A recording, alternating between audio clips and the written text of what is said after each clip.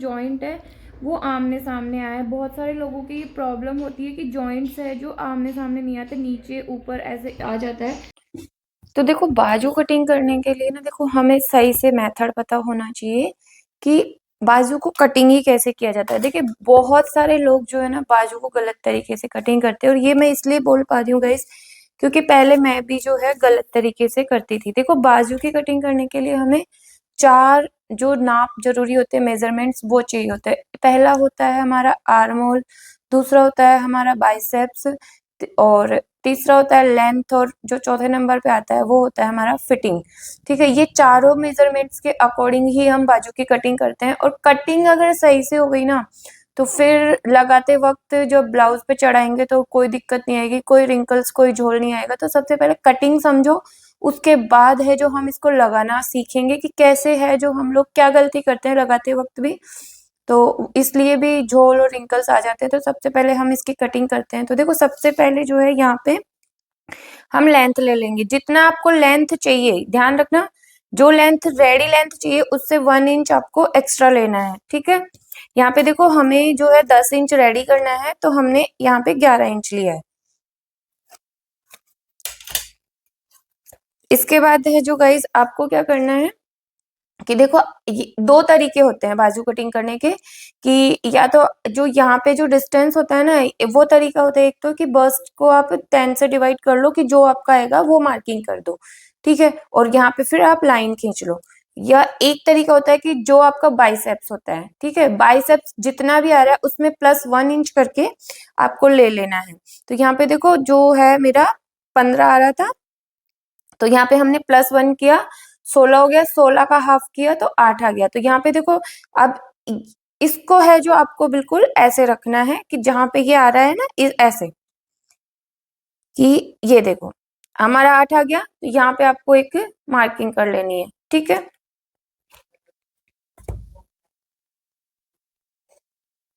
ये मार्किंग कर लिया आपने। अब इसके बाद में है जो आपको आपका आर्म होल लेना है, जितना आपका आर्म होल हो। ठीक है, तो यहाँ पे देखो गाइस जो मेरा आर्म होल है वो 17 इंच है। अब यहाँ पे है जो 17 का हम हाफ करेंगे, और यहाँ पे मार्किंग कर ली। अब आपको ये चीज देखनी है कि ये कितना आ रहा है। तो ये देखो ये हमारा इतना ही आ रहा है, ज्यादा नहीं आ रहा, 3.25 ये हमारा आ रहा है। और अगर हम बस्ट के अकॉर्डिंग लेते तो ये हमारा 3.5 आता। पर जो ये तरीका बता रही हूँ ये ना बहुत ही बेस्ट तरीका है। अब आपको क्या करना है कि इसका सेंटर लेना है इस तरीके से, ये ध्यान रखना। तो ये देखो यहाँ पे 1 पॉइंट है जो एक्स्ट्रा आ रहा है हमारा 4 से, तो यहाँ पे देखो 8 से सॉरी, तो ऑन फोल्ड पे हमारा होएगा, इसका सेंटर लेंगे 4 से हल्का सा मिनिमम 1 mm, मतलब एक सूत के जितना हमें एक्स्ट्रा लेना है। इसके बाद में ये सेंटर लेंगे, तो ये देखो ये 3.25 है। ठीक है, तो यहाँ पे है जो हम 1.5 इंच और एक ये 1 पॉइंट एक्स्ट्रा लेंगे, तो ये हो गया हमारा। अब आपको लेना है फ्रेंच कर्व। तो देखो जब आप फ्रेंच कर्व से भी शेप देते हो तो आप लोग क्या गलती करते हो कि बहुत ज्यादा ऐसे कर देते हो, ऐसे। ठीक है, आपको ऐसे नहीं करना, इतना नहीं झुकाना, बिल्कुल इसको ऐसे रखना है। और अगर आपको ऐसे भी नहीं समझ में आए ना गाइस, तो आपको क्या करना है कि देखो ऐसे मेजर टेप रखनी है और 2 इंच तक एक निशान लगा लेना है कि ये हिस्सा हमें सीधा रखना है। और उसके बाद में है जो आपको ऐसे फ्रेंच कर्व स्केल रखनी है और ये शेप दे देनी है। फिर से आप फ्रेंच कर्व स्केल को ऐसे घुमाओगे, और ये जो है हमें मिक्स मिलाना है, देखो ऐसे ये है ना मैच होना चाहिए, और ऐसे कर दोगे। अब आपको उठाना नहीं है इसको, इसको आप ऐसे घुमाओगे। ठीक है, आपको ऐसे घुमाना है, और आधा इंच जितना ही आपको ऊपर लेना है, और यहाँ पे शेप दे देना है। ठीक है, अब आप फ्रेंच कर्व को उठाओगे और ऐसे ही रखोगे,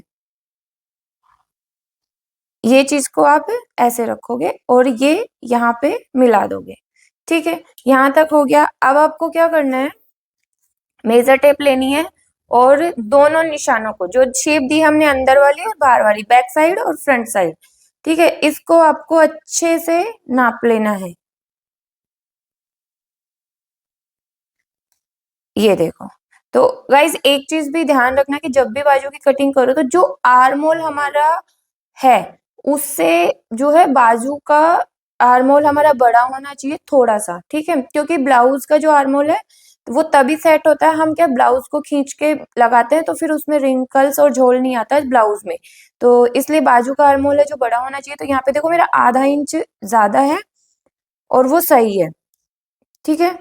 अभी यहाँ पे आपको ये देखो मेरा यहाँ से 8.5 आ रहा है, ठीक है। तो ये हमारा इतना एक्स्ट्रा हो गया, एक साइड से दोनों साइड से 1 इंच हो जाएगा और ये हमारा टाइट भी नहीं होगा अगर ऐसे आएगा, लेकिन अगर हमारा कम पड़ जाता है तो फिर ये हमारा टाइट भी हो जाता है।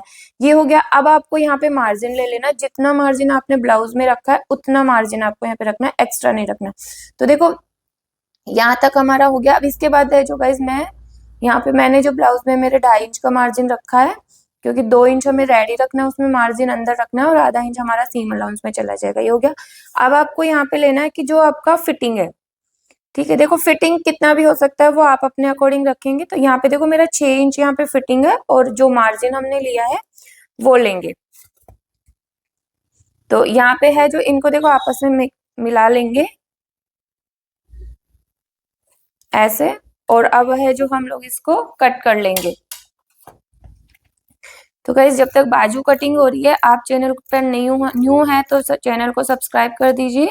और अगर आपको कोई भी यहाँ पे कंफ्यूजन हो, डाउट हो, तो आप लोग कमेंट में पूछ सकते हैं।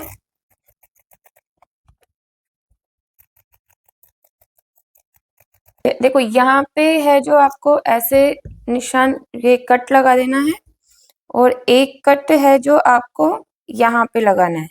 इस तरह से नॉचेस डाल देना है। क्यों डालना है? क्योंकि जब हम इसको ब्लाउज पे चढ़ाएंगे ना, तब हमारे ये निशान आपस में मैच होने चाहिए, ठीक है। 2 पार्ट हम उठाएंगे यहाँ से।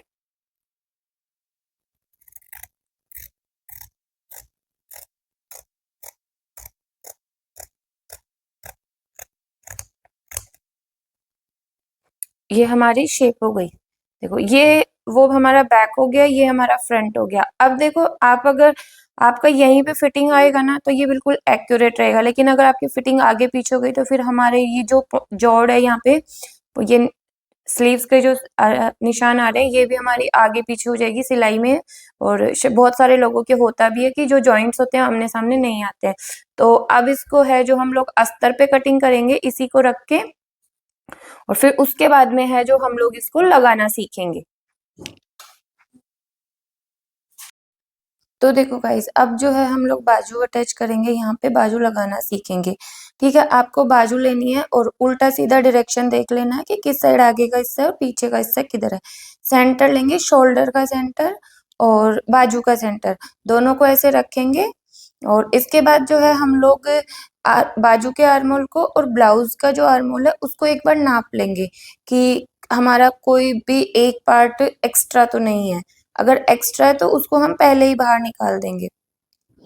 तो यहाँ पे देखो थोड़ी सी है जो एक्स्ट्रा है उसको एक्स्ट्रा ही रहने देंगे, बाजू थोड़ी सी एक्स्ट्रा है, ठीक है। तो इसमें क्या है, निशान लगा लेना है आपको।